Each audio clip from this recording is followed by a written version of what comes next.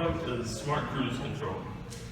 It works by solving the problem that people don't use cruise control because it's too hard to set every time. So our product will put RFID chips in all speed limit signs, and as the car is passing it, it will pick up what chip it is and understand the speed limit and automatically change the car. Alright, so when it picks up the RFID chips in the fastest speed limit sign, it will begin moving at a high rate of speed. It will then pick up the slower one, slow it down, and when it gets to the stop sign, it will actually stop itself. So our idea was to where it will change speeds, and then for the stop sign, maybe it should display a warning, like the blinking LED, because there's a stop sign ahead and you might not be able to see it.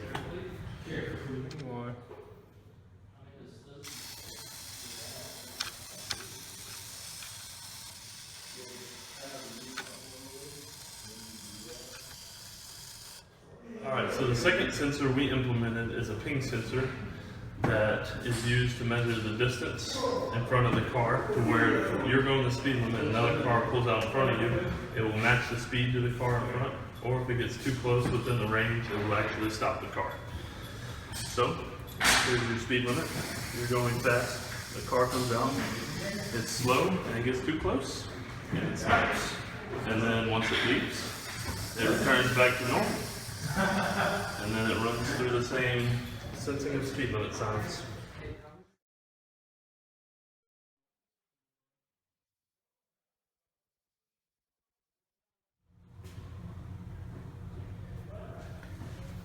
So this is what's under the hood. I'm not going to take the time to explain everything, but this is all the wiring it took for us to get everything to work together. Now, the sensors in real life application would have to be upgraded a lot, and we'd use powered RFID readers and powered RFID active tags to replace the RFID readers and chips. And then for the sensor, we'd use a laser sensor. And both of those, all three of those things can measure up to 400 meters. So it's a lot more effective than the few centimeters these give off. Lastly, the three disciplines we use for this project consist of electrical engineering for all the wiring that takes place under the car, mechanical engineering for implementing all the sensors, and also we had to change the back tires to servos because the first motor didn't have enough torque to actually make the car go. And lastly, we use cyber engineering for all the code to get everything to work together.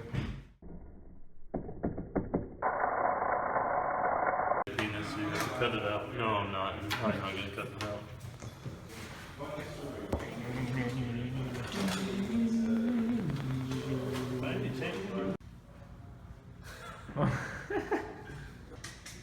Our problem that we have tried to solve is how to starting to sweat. Maybe I take my shirt off. A fast speed limit sign gets read by the car. It does nothing. It's reading the ping on the stop sign. Oh. It works by when you're moving the speed limit. Ready when you are. The speed limit. Here's your speed limit. You're going fast. The car comes out. It's slow and it gets too close. And it stops. In a real life. Lastly, the disciplines that we used for the project, I forgot what the third. Electrical engineering.